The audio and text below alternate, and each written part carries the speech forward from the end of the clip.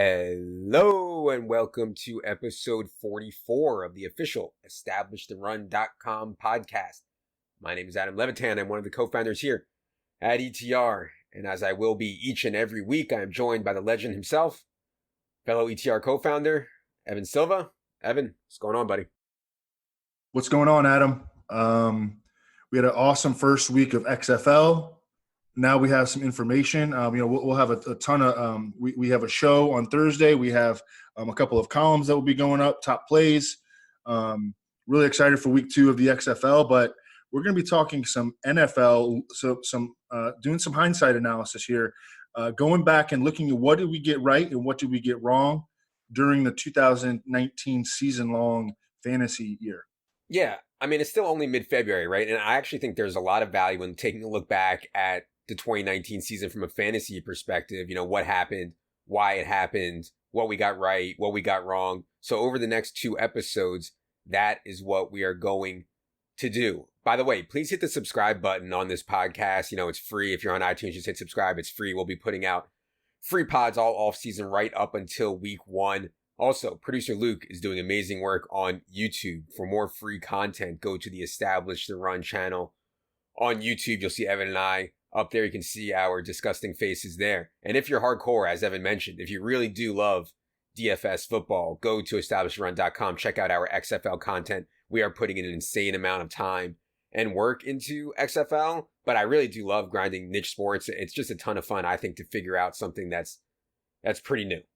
But anyways, what I want to do today is look back at what we got right, what we got wrong in the early part of season-long drafts. So let's say guys who typically went in the first 6 rounds or so. Let's talk about what we got right and what we got wrong. What we and Evan specifically got right at the top. Evan had Christian McCaffrey 1.01 all off season, all throughout the draft process. And, you know, I think there was a lot of coach speak before the season, right? Norv Turner said he was quote unquote concerned about the number of touches that Christian McCaffrey had in the 2018 season. Ron Rivera said the team wanted to limit Christian McCaffrey's snaps, although not his touches. There was a report from Albert Breer, I think it was like first week of August or second week in August, said that Carolina was trying to find the backup who would take some of the short yardage away from Christian McCaffrey. And I think all those factors, all those coach speak factors, caused Christian McCaffrey's ADP to slip behind Saquon Barkley, to slip behind Alvin Kamara, and in some cases, you know, slip behind Ezekiel Elliott despite the contract concerns. So having Christian McCaffrey at 1.01 made a huge difference. I think one thing that we can take away is that sometimes this coach speak, man, you got to look through it, because when Reggie Bonifant and Jordan Scarlett are the backups, how realistic is it that they're really going to take Christian McCaffrey off the field? So when you look back at Christian McCaffrey's season and having him at 1.01, Evan, I know it seems easy now, but at the time, it was at least moderately controversial. Yeah, I mean, Saquon Barkley was the majority number 1 overall pick in fantasy drafts, and he was a big disappointment. He suffered a high ankle sprain, missed a little bit of time, tried to come back and play through it, and just wasn't effective. Alvin Kamara, who scored 32 touchdowns in his first 31 NFL games, touchdown regression hit him like a Mack truck. And I mean, he went a really, really long stretch without getting into the end zone. So he was a positive contributor, but he was certainly not a league winner. And then, there was a cluster of 4, and Ezekiel Elliott was in that. And, obviously we didn't have him at 1.01 because, I like McCaffrey better, but also because he, was holding out. And, there were times during training camp where it looked like his holdout might extend into the season. But that's just it. You nailed it. That the fact that if you just look at the backups and the players behind the situations and what contributed to those situations, like there was just no competition, no valid competition for Christian McCaffrey in Carolina. They revamped their offensive line during the offseason, and I like that about him. And he's just such a high floor, high upside guy. And all throughout the season, I think you played him every single week in DFS or something. Yeah. With Alvin Kamara, he had to worry about Latavius Murray. With Zeke Elliott, we had the holdout. We had the Tony Pollard pick. Tony Pollard looked really good in the preseason, drew a lot of buzz. And then, so Christian McCaffrey, and then Barkley, the situation, like we thought that there would be, potential quarterback change, and there was even sooner than anyone anticipated. The offensive line was, kind of average in New York this season. It was better than usual, but it was average. And Saquon Barkley, of course, suffered the injury. At the end of the day, it came down to me to CMC versus Barkley, and we went with CMC, and that was the right pick. He outscored every other fantasy running back by 7 fantasy points per game. So he was the most common player on championship teams. Yeah, and I think something to take away from that is we can narrow it down to guys playing roughly 100% of their snaps, right? And I thought that Saquon had a chance to, that Zeke maybe had a chance to, despite Tony Pollard, and that Christian McCaffrey certainly had a chance to. And then once you get there, it's like, man, I mean, who is the most game flow independent? Who's most involved in the pass game? And you could look back easily and say, that's so obviously Christian McCaffrey. Let's go to one that we got wrong in the top 5. And that was David Johnson. And I really, really thought that Cliff Kingsbury, I was kind of lower than market, I think, on Cliff and Arizona as a whole, but I did think he'd be more creative with David Johnson. Unfortunately, David Johnson was in the slot just 67 times all year. I mean, 15% only of David Johnson snaps all year was he in the slot. Only 17 times all season did David Johnson line up wide. He just wasn't creative at all with David Johnson. I did not see that coming. David Johnson at 1.05 in hindsight looks egregious because he ended up essentially getting benched when they got Kenyon Drake. What did you learn or what did you see from David Johnson this past year? And people are going to throw those highlight videos up of David Johnson looking like he's running with like a refrigerator on his back and say, hey, David Johnson is washed. I mean, he was hurt, I mean, he was not healthy for almost the entire season, but I do agree with the notion that he just did not look the same. He essentially took the previous season off, and we had not seen him go through a full season in, multiple years. And he comes back this year and he was just, he just wasn't the same. He looked stiff, he looked upright.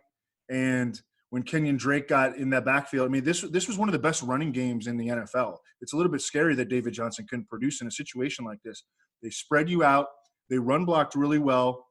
They were number 2 in the NFL in Football Outsiders rushing offense DVOA behind only the Ravens. And Kenyon Drake just comes right in after the trade, like literally, like days after the trade. And he is super, super productive. When Chase Edmonds got opportunities, he showed a lot too. David Johnson probably showed the least out of those 3. His contract right now, the Cardinals' hands are kind of tied. I think that they're going to bring him back, so I don't know. We'll get to the point where we're making predictions, but yeah, this was definitely a miss. And I don't know. I guess the takeaway is that, a guy that had not shown, sustained durability in quite some time, that continued to stay with him, and that was really the reason that he failed. Yeah, and it sucks about the contract because if they did move on from him and he went to somewhere like Tampa or something like that, I think that would be exciting for David Johnson's value. Obviously, it's really shaky right now for him in Arizona.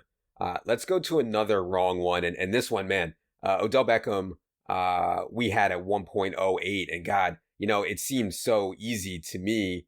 If Odell can do what he did with the corpse of Eli Manning, well, let's give him Baker Mayfield. And this was a Baker Mayfield who was incredibly aggressive and incredibly accurate down the field. It's just a rocket ship situation for Odell Beckham. That went against everything that I've known and learned over the last decade plus about veteran wide receivers changing teams, where more often than not, it's just a total disaster. And I guess I'm somewhat mad at myself for considering Odell the one that I'm finally going to say, hey, he's going to break the trend. He's going to be a stud.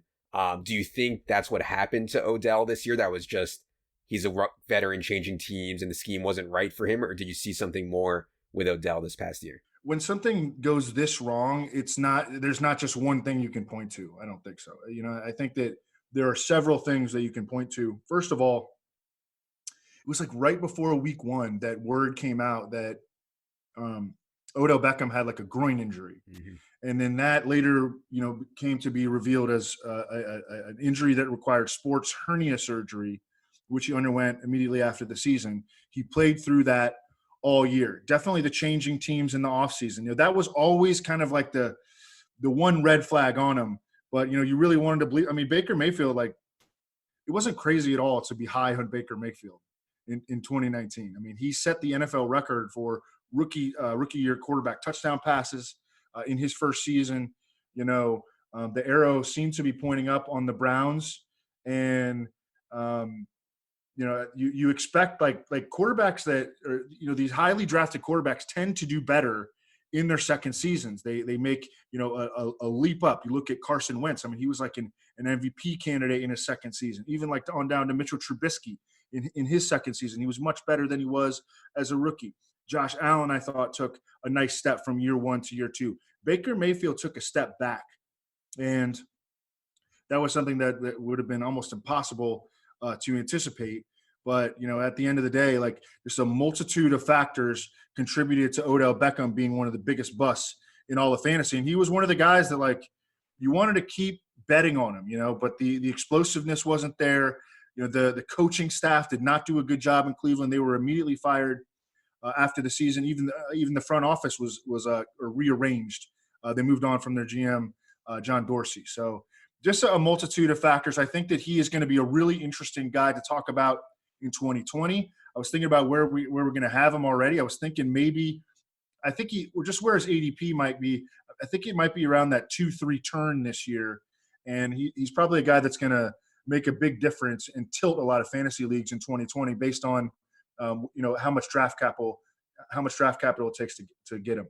Yeah, and we're going to do a pod sometime the next month or so about the coaching changes, and we'll talk about what happened with the previous regime and what we think is going to happen with the next regime. For them to not let Todd, MF, and Monken call plays at any point during the year when things were going sideways was crazy to me. And I'm not saying Odell's season would have been different if Monken was calling plays, but I would have at least liked to find out. You know what I mean? So we'll see. We'll talk more about coaches on a future pod. I saw one statistic on the Browns. They scored more first drive touchdowns than any team in the league on their first drive. And that's Todd Monken dialing up a script. And then after that, Freddie Kitchens had to call plays, and just the bottom fell out on the Browns. Yeah. Okay, let's get to another wrong one here. And, a lot of this can be blamed on injury, right? Ben Roethlisberger was hurt in week 2. And of course, I'm talking about JuJu SmithSchuster. JuJu SmithSchuster, 2.16, or the 16th overall, we had him. I mean, look, JuJu SmithSchuster is so young. I think as soon as Ben Roethlisberger gets hurt, the entire offense just tanks, right? Like the QB play was absolutely abysmal. And it tanked Vance McDonald, and it tanked, Dante Moncrief tanked himself probably well before Ben Roethlisberger tanked him. But when you have Mason Rudolph and Devlin Hodges, et cetera, it's really hard to have a big year. That said, I think JuJu's stock is going to sink like a stone ahead of 2020, even though he's very, very young. So how much of what went wrong with JuJu do you blame on Ben's injury and JuJu's injuries and all the injuries that Pittsburgh's offense has? And how much do you think maybe we were just a little bit too high on JuJu in general? No, I think that, Ben going out for the season in week 2 just totally, he wasn't just their quarterback. Like, he ran the offense. He handpicked, after they got rid of Todd Haley, he handpicked his quarterback's coach, Randy Fichtner. And then all of a sudden Randy Fichtner had to go do work, with Ben Roethlisberger on the shelf. And, they tried to, there was a time where they ran like a bunch of trick plays, like with, and like even ran like the Wildcat with Jalen Samuels having a big role. And then, they rotated out Mason Rudolph when he stunk up the joint for Duck Hodges. And, then Duck Hodges got hurt and they went back to Mason Rudolph. It was an absolute disaster of a season for the Steelers offense. And that was reflected in the trickle-down effect of Ben Roethlisberger going out and dealing with a lot of injuries too. James Conner was banged up a lot. Vance McDonald was banged up. But, this offense just wasn't the same without its quarterback catalyst. And everybody felt the effects. I think that JuJu SmithSchuster is an obvious buy in Dynasty and an obvious bounce-back guy for 2020. You do have to worry about, is Ben going to be able to stay healthy though in 2020? So, that'll be, how we have to weigh the positives and the negatives with JuJu SmithSchuster heading into next season. Yeah. There were times during the season the Steelers weren't even running like a pro style offense. Like they were trying to run like some like crazy like triple option, like just the total nonsense out there. And obviously that's a disaster for Juju. Let's get to one that we got right, and that was being higher than market on Amari Cooper. You had him at 21st overall in your top 150. His ADP settled in around 32, 33. Amari Cooper played all 16 games, but I thought down the stretch he really struggled with like something was going on, like nagging lower body. And what sticks out to me is that week 16 Eagles game when like everything was on the line and they rotated Amari Cooper out in favor of Tavon Austin. But overall, despite that kind of end of season mess, I thought it was Amari Cooper's best season, 79 catches, almost 1,200 yards, 8 touchdowns. And I think part of that, or maybe, I don't know about chicken and egg, but Dak Prescott taking a leap forward also certainly made a big difference for Amari Cooper. But what's your take on Amari Cooper's past 2019 season and outlook going forward on Amari? Yeah, I was glad that we were very high on Amari Cooper, and we stayed high on Amari Cooper, even despite, you remember during training camp, word came out that he was dealing with a foot injury. Mm-hmm. In some places, it was characterized as torn plantar fascia, but really leaned on Dr. Chow here at Pro Football Doc on Twitter.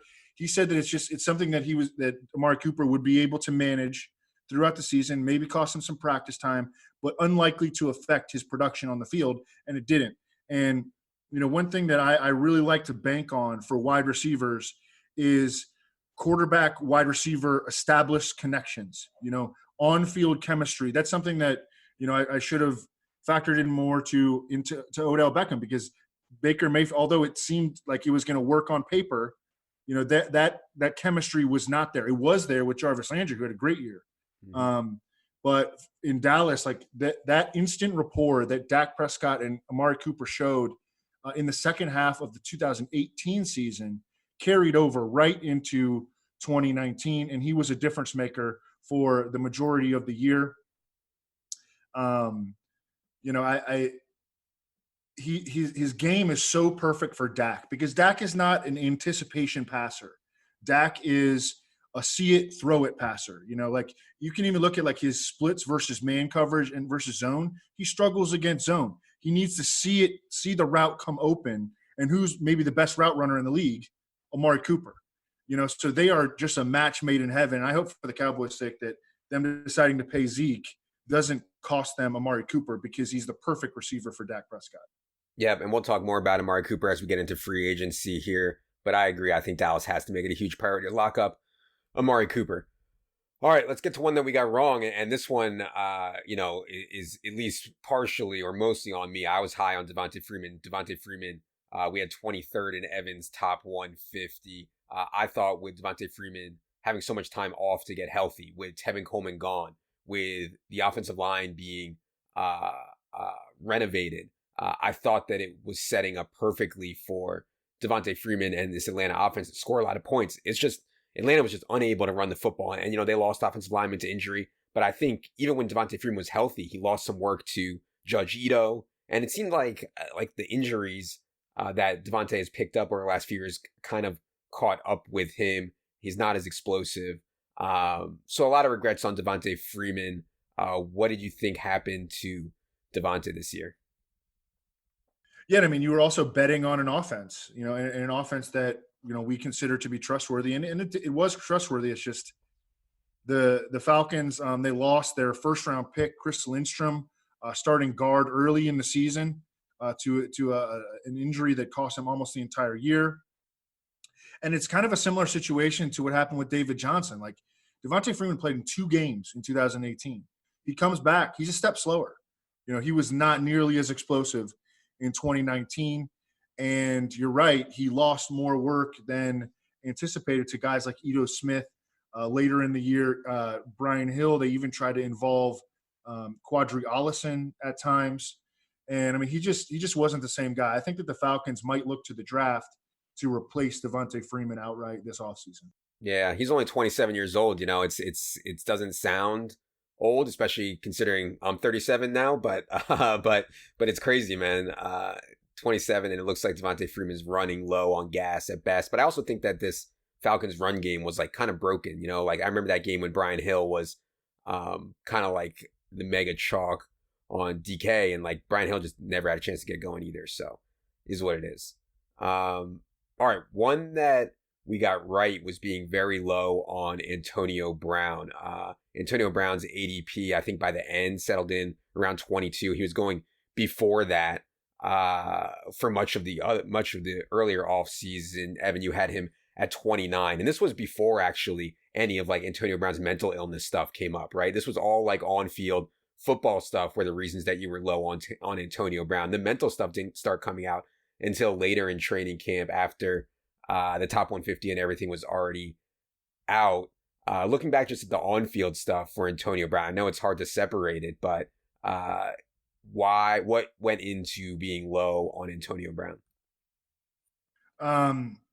So off the top of my head, I think, Derek Carr has never been an aggressive downfield passer, and Antonio Brown is one of the best vertical receivers of all time. And Ben Roethlisberger is one of the best vertical passers in the NFL. And that's just not a part of Derek Carr's game. He's been accurate, when he has tested downfield, but he does it at one of the lowest rates in the NFL. So all of a sudden they were going to try to turn Antonio Brown into like an underneath receiver. I didn't really see that working out well. Antonio Brown, he did have enough of a history of like throwing fits that, and I didn't think the Raiders were going to be very good, and they weren't. I know they went like 7-9 or 8-8 or whatever, but I didn't think they were going to be very good. And once they started losing, then, I thought that Antonio Brown could kind of jump ship. There were a lot of reasons to expect this marriage to not work. And then as we progressed through training camp, and we had him as our number one fade on the shy away 40. He was the number one guy, do not draft. It seemed like he didn't want to play football anymore. I mean, he was throwing this fit about a helmet, the feet thing. I mean, it just seemed like I think he went through one full practice in all of Raiders training camp. Yeah. And it just seemed like he did not want to play football anymore. And I think at the end of the day, although he continually claims on Twitter and stuff that he wanted to play football, I mean, he wasn't acting like someone that wanted to play football. He mentioned retirement multiple times. He said he would retire over the helmet. I don't want to draft a guy who is openly talking about retirement in the second round, Yeah, I know. And I made a lot of jokes in the preseason about mental illness. Obviously now I actually think he does have mental problems, and so I'm not going to joke about it anymore. But yeah, guys who are like freaking out over the size of their helmet and, all these weird feet things, it was definitely a lot of red flags. And also the thing we talked about with Odell, I mean, a very, very, very veteran receiver who had only been successful in kind of one scheme, one quarterback, all of a sudden changing teams at this point in his career, I think was a huge red flag also. Speaking of red flags, I think anybody with half a brain was off of Todd Gurley, right? Like given LA's actions in the offseason, all the talk around Todd Gurley's knee. But Todd Gurley's ADP was still in like the 15, 16, 17 range. You had him at 31st overall, and it wasn't surprising to me, or I think people who are paying close attention, that Todd Gurley was kind of an easy fade at that price tag. What was surprising to me, though, was that Sean McVay, and I don't know, I kind of throw around the word fake sharp jokingly, but I didn't really understand a lot of what Sean McVay did this season, especially his usage of Todd Gurley, where in the beginning he was like coddling him so hard early in the year. And then late in the year, when the games were like meaningless, it was garbage time. Then he decides Todd Gurley should play every single snap.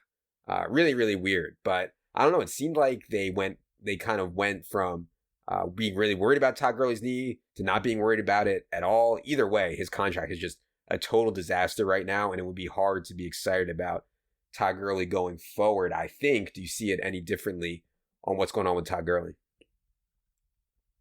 No, I mean, he did salvage some. It was funny late in the year, like they would be getting blown out. The Rams would be getting blown out. It's like, all right, are you going to pull Jared Goff? Are you going to pull Todd Gurley? No. Sean McVay would just leave the guys in down like 40-17, get it back to like, 40-30, and Todd Gurley would score a couple touchdowns and he'd be good in fantasy. I mean, he scored 14 touchdowns. Yeah. He was number 12. He was number 12 in non-PPR and number 14 in PPR among running backs, which is right around where we had him. But he was still not someone he was not consistent. He was not reliable. He was really, really frustrating. Whenever he didn't score, he set career lows in the second lowest yards per rushing attempt of his career, the lowest receiving yards per reception in his career, and just really did not look the same.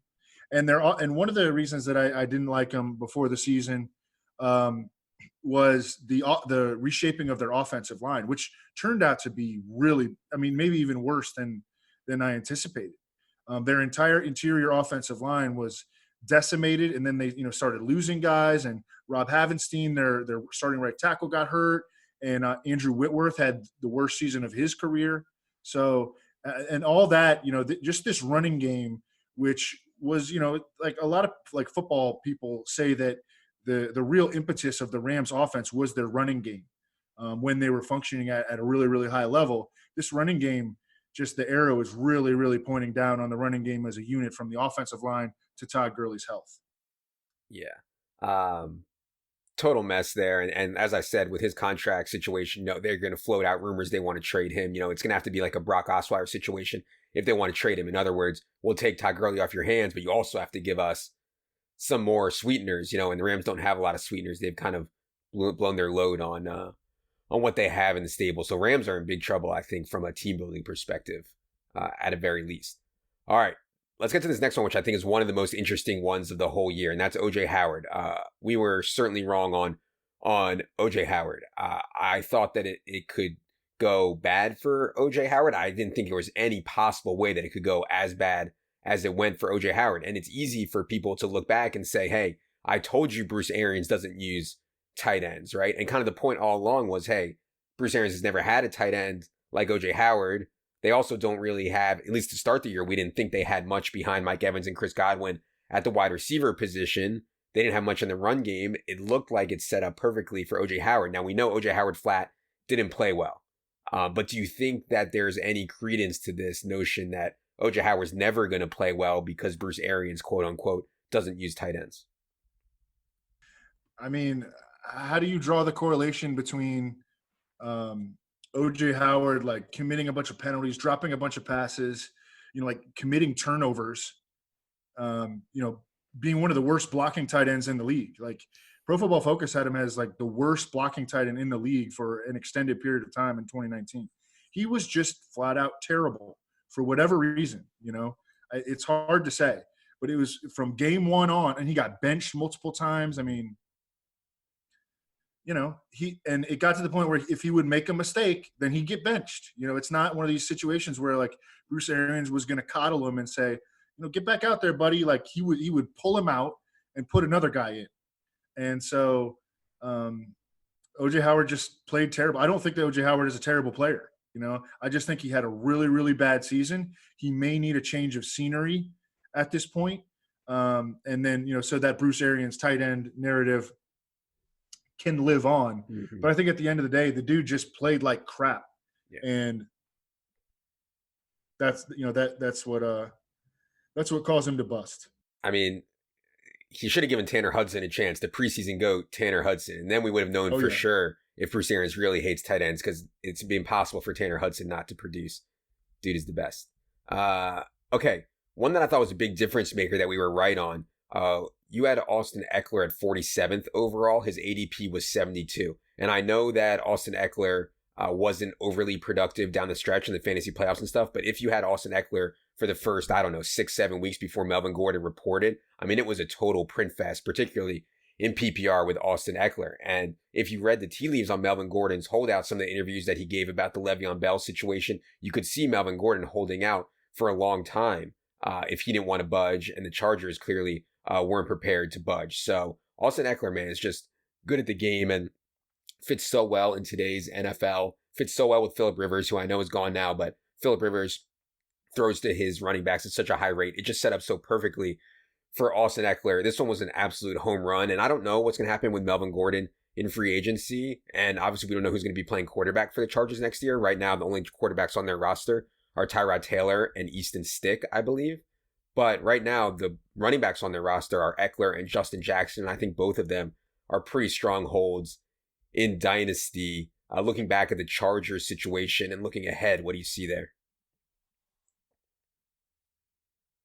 Yeah, Austin Eckler, I mean, he was incredible, man. I mean, what a fun player to watch. What just a really good football player. And they're still like, what is it?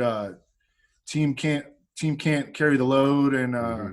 team can't run between the tackles. Yeah. They're still in my mentions telling me that Melvin Gordon's better than Austin Eckler. Still. Mhm. Um, I mean, they're different players. Melvin Gordon didn't have a good season. He got rolling a little bit, down the stretch, but yeah, I mean, he was a guy that we had him on the shy away 40 list, and got asked Austin Eckler in my big main event team that did really well. We got him in season long, and ranking him there was it wound up. You were really high on him in training camp. It was a situation where like every day I was like moving him up and moving him up and moving Melvin Gordon down and moving Justin Jackson up a little bit.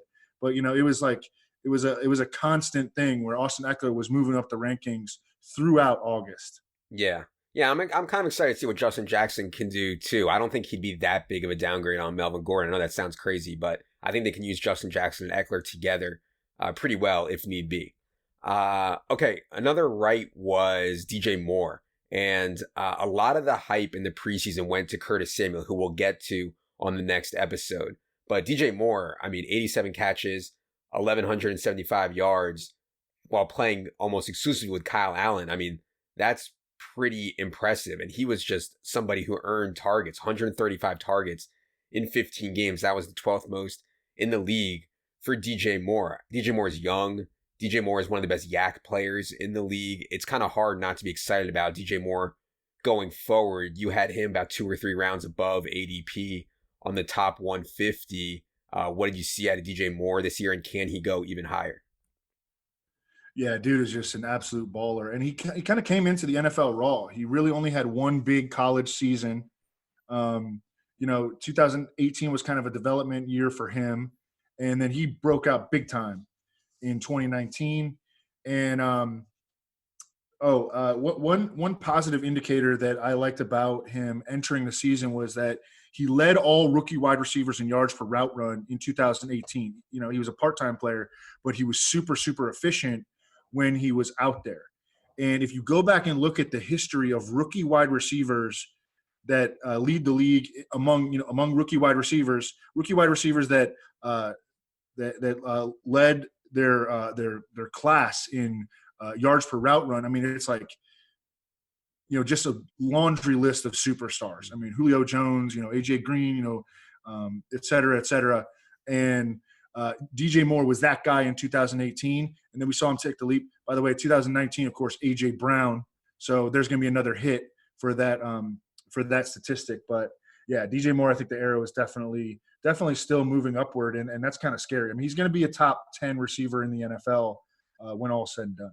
Yeah, and we'll talk more about the quarterback situation for Carolina when we get to Curtis Samuel on the next episode. Last guy I want to hit on today is Damian Williams. I don't know if we want to say we were right or we were wrong on Damian Williams because we had him pretty high and then you dropped him really low when the LaShawn McCoy signing happens. I just want to say one thing, kind of a learning thing about the Damian Williams situation. I'm far from a zero running back truther, but one thing you can say is that what happened to Damian Williams just like never happens to a wide receiver, right? Like there's no way a wide receiver gets signed off the street 1 week before week 1 and just cripples the value of a wide receiver going in the first few rounds of a fantasy draft. Like it just doesn't happen. The running back position is so much more fragile to the point where Damian Williams can look like a really strong 2nd, 3rd round pick.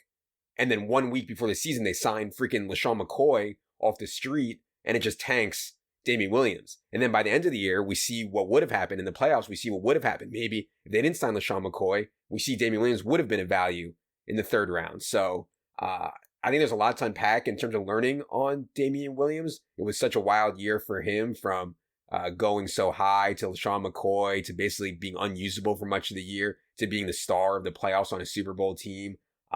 It's just so interesting. And I think it says a lot about the running back position and like relative value in both real life and fantasy, if you see where I'm going with this. Yeah, absolutely. And there was a big, that all that kind of happened like right around final cuts. You have to make a bunch of adjustments quickly. So many things are happening. And I mean, I decided to take the stance and I was going to really dump them out of the rank. Like my rankings are always made based on like relative to ADP. Like I'm going to be lower on guys that I don't want the readers and the subscribers to draft, and I'm going to be higher on guys that I want to be on all our teams, you know? And with Damian Williams, there was a point in time where I wanted him on my team.